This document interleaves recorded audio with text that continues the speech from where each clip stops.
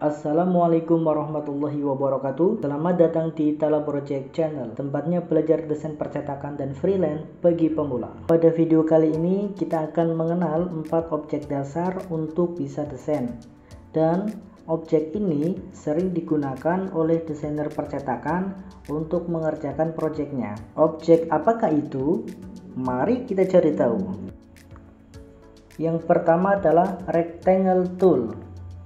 Rectangle tool memiliki fungsi untuk membuat sebuah objek segi 4, baik itu persegi sama sisi ataupun persegi panjang. Untuk cara pembuatannya, teman-teman bisa langsung ke toolbox yang ada di samping ya, dan di situ teman-teman bisa milih rectangle tool ya. Di sini ada kotakan ya, teman-teman bisa milih kotak ini, klik satu kali pada rectangle tool, kemudian langsung saja drag di tempat yang kosong sehingga membentuk persegi atau persegi panjang ya. Teman-teman bisa mencoba. Jika teman-teman ingin membuat persegi sama sisi, teman-teman bisa tekan Ctrl dan drag, jadi akan membuat persegi sama sisi ya, jadi segi 4. Di dalam sebuah toolbox memiliki pengaturan masing-masing seperti halnya rectangle tool. Jadi rectangle tool itu memiliki fitur di property bar seperti ini. Jadi teman-teman harus perhatikan property barnya ya. Ini merupakan property bar rectangle tool. Yang pertama adalah ukuran ya. Ini merupakan ukuran. Jadi teman-teman bisa merubah ukuran sesuai keinginan. Contohnya pada objek persegi ini kita rubah panjang 10, kemudian untuk lebarnya kita kasih 5 cm, kemudian enter. Ya, jadi persegi panjang. Oke. Itu untuk pengaturan ukuran dari objek. Jadi teman-teman bisa mengatur bebas, terserah teman-teman ya. Kemudian yang berikutnya adalah mirror. Teman-teman bisa membalikkan ke atas dan ke bawah ataupun kanan dan kiri. Kemudian di sebelahnya itu untuk mengedit sudut-sudutnya. Jadi teman-teman bisa mengedit sudut menjadi tumpul ataupun menjadi runcing. Itu ada beberapa pilihan. Jadi terserah teman-teman, nanti bisa digunakan masing-masing ya.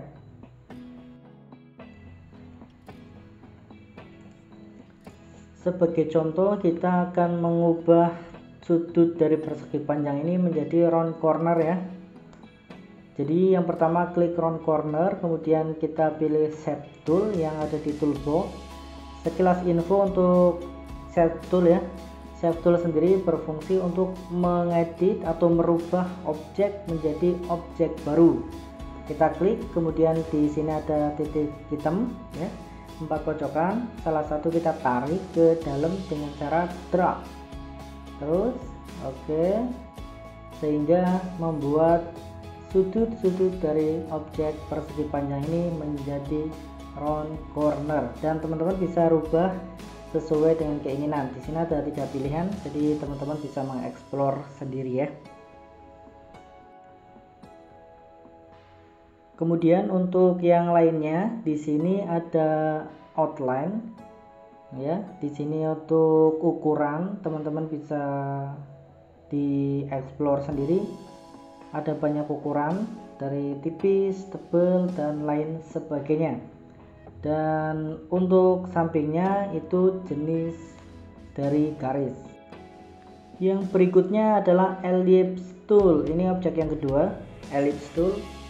Ellipse tool memiliki fungsi untuk membuat objek lingkaran atau elips seperti pada contoh A, B, C. Jadi teman-teman bisa melihat ya perbedaannya di mana. Untuk A itu lingkaran bundar, kemudian untuk B dan C itu elips.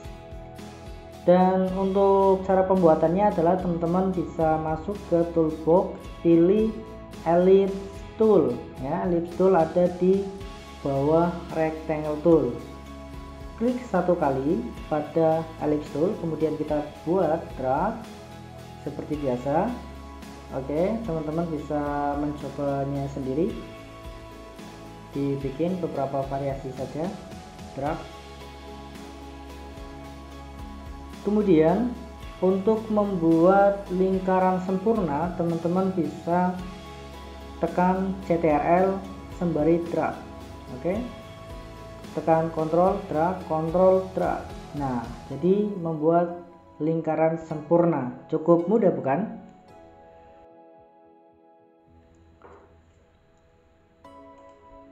Seperti halnya rectangle tool, untuk ellipse tool juga memiliki pengaturan sendiri yang ada di property bar ya, yang ada di atas ini.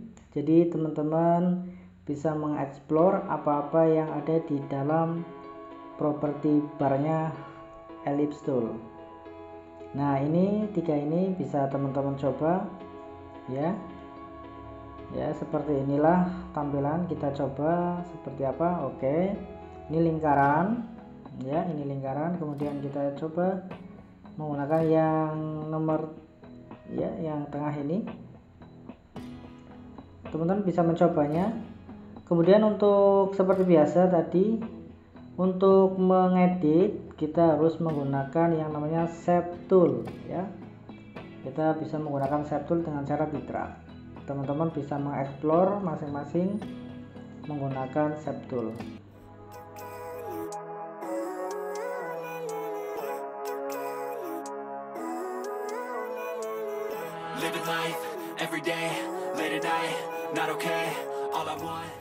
Untuk ukuran line atau garis juga sama, dan jenisnya putus-putusnya juga sama seperti rectangle.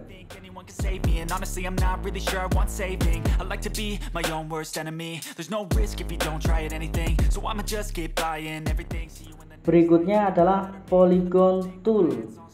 Polygon tool di dalam CorelDRAW memiliki fungsi untuk membuat objek segitiga, baik segi 5 ataupun segi 6, segi 7 ataupun segi 20. Di sini ada gambar A segitiga, kemudian B segi 5, dan C segi berapa itu? Segi 8. Oke, pokoknya bisa dirubah menjadi banyak segi gitu kan. Dengan cara kita pergi ke polygon tool di bawah ellipse ya, klik satu kali, kemudian kita drag, kemudian kita bikin. Untuk pembuatan bisa teman-teman bisa mengeksplor sendiri ya. Ya, bisa dibikin. Untuk membuat polygon secara sempurna, teman-teman bisa tekan apa? Betul sekali, tekan CTRL atau tekan Ctrl dan drag. Jadi akan membuat sebuah polygon secara sempurna, baik itu segi 5 ataupun segi 6 dan berikutnya. Untuk objek polygon tool atau objek segitiga atau segi 5 ini juga memiliki pengaturan sendiri di dalam property barnya, seperti halnya ukuran ya. Kemudian di sini juga ini sangat penting ya. Jadi jika teman-teman mengeklik atau menulis 5, maka akan menjadi sudut 5. Jika teman-teman nanti ngeklik sudut yang lebih banyak, juga akan menjadi sudut yang sesuai.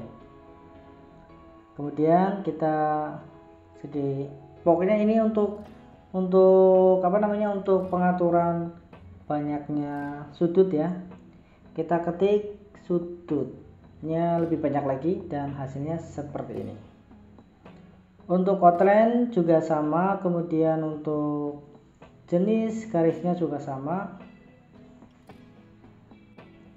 Jika teman-teman ingin mengedit polygon menjadi sesuatu yang lebih baru atau mengedit custom, teman-teman bisa masuk ke shape tool seperti biasa, kemudian drag untuk setiap poinnya atau setiap titiknya, tarik ke dalam dan jadilah seperti ini bintang. Dan untuk menambahkan atau mengurangi, teman-teman bisa memasukkan nilai dari angkanya.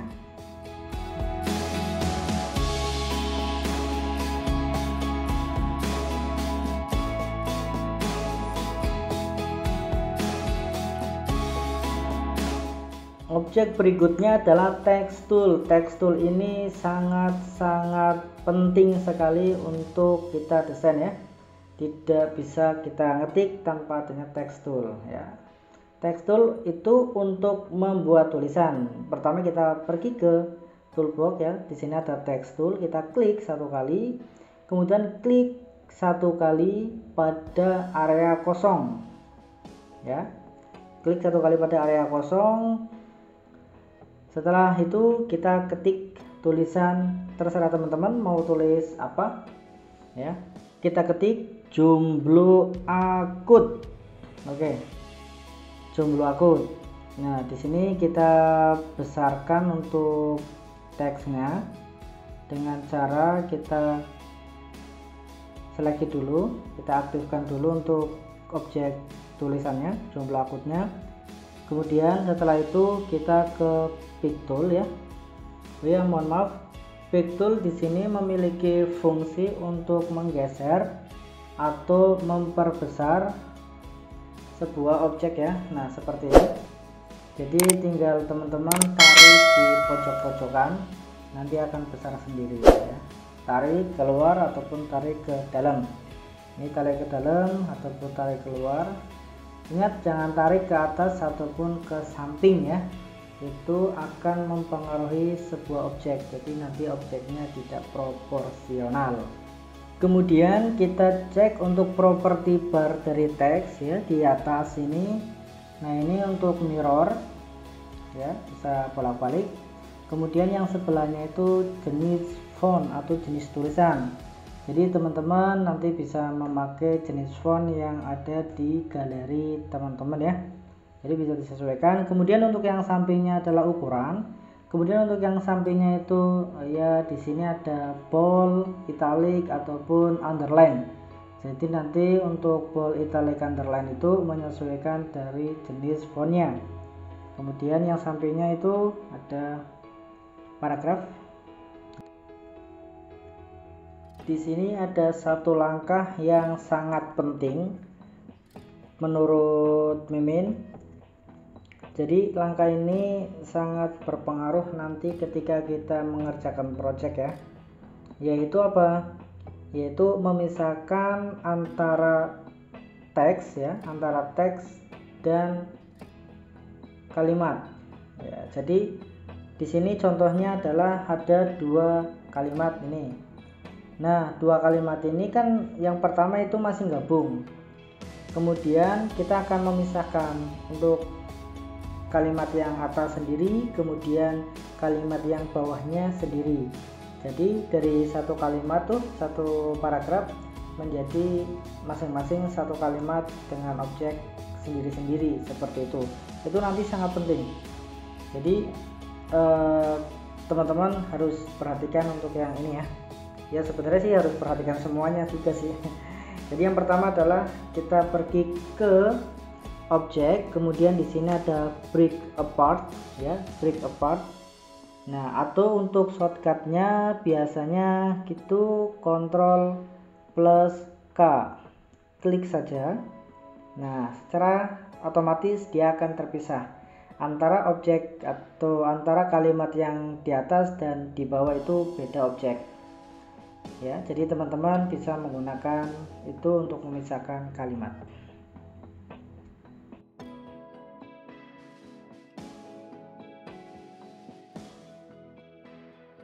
Oke, satu oleh-oleh untuk teman-teman. Di sini ada contoh ya, contoh tulisan dan objek.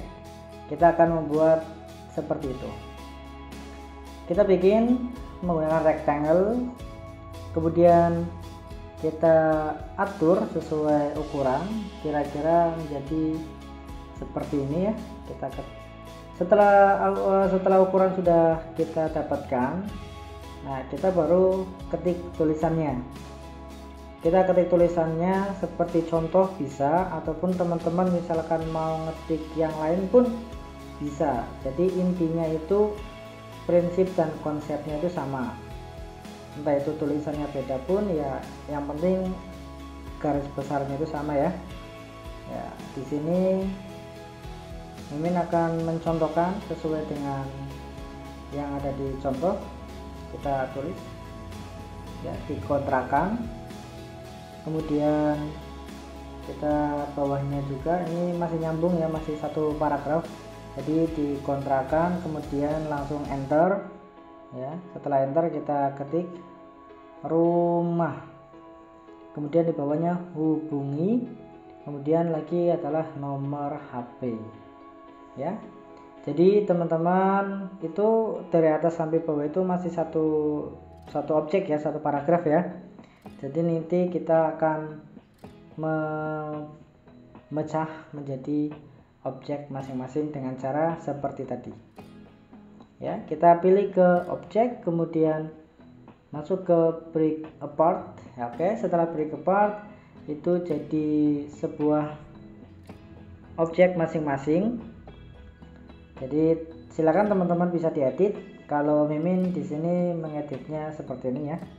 I know you told your friend you're not okay, and tell me what's wrong and why you never said you felt that way.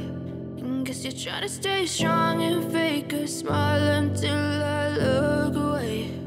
But I've known you too long, it hurts to watch your blue eyes fade to gray as you fade away, as you fade away.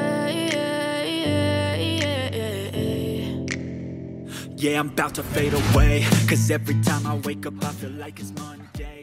Setelah kita selesai ngotak-ngatik, kita lurusin antara tulisan yang di atas dan yang di bawah biar kelihatan eye catching. Wah, istilahnya bahasa sekarang tuh eye catching ya, enak dilihat seperti itu. Jadi kita harus luruskan. Jadi untuk desain itu harus enak dilihat dan bisa dibaca. Oke, kita luruskan satu-satu. Tapi untuk untuk meluruskan atau membuat center pada sebuah objek itu sebenarnya ada shortcutnya ya. Jadi teman-teman itu tak usah ngatur secara manual, tinggal caranya adalah kita klik objek-objek yang akan kita luruskan. Sini dikontrakan, kemudian rumah, kemudian untuk hubungi, dan terakhir nomor telepon. Kita semuanya harus diseleksi satu ya, jadikan satu, kemudian kita klik ya. Di sini ada di keyboard yaitu tombol C ya. C itu center ya, C itu center. Jadi secara otomatis dia akan center dengan rata kanan dan kiri. Kemudian untuk center atas dan bawah itu tombolnya E ya. Jadi untuk atas dan bawah E, kemudian untuk kanan dan kiri itu C. Teman-teman bisa mencobanya di rumah. Teman-teman juga bisa mencobanya untuk beberapa objek ya. Nanti bisa teman-teman juga ketika latihan bisa dicoba ya. Jadi seperti itu ya. Kita sudah selesai, tidak usah banyak-banyak dulu ya. Jadi sedikit-sedikit, lama-lama hilang lama-lama lupa ya. Jangan dong ya, sedikit demi sedikit kita harus mencerna. Sebagai oleh-oleh dan hadiah ini ada catatan ya, teman-teman bisa di pause videonya atau bisa di screenshot juga bisa. Jadi ini bisa untuk mengingat teman-teman ketika lupa. Jangan lupa subscribe untuk membantu channel ini lebih berkembang. Jika ada penjelasan yang kurang dimengerti, silakan komen di bawah kolom komentar ya, supaya kita bisa diskusi bareng. Oke, dunia desain bukan hanya milik mereka yang pintar, tapi milik mereka yang mau belajar dan berlatih. Terima kasih, see you.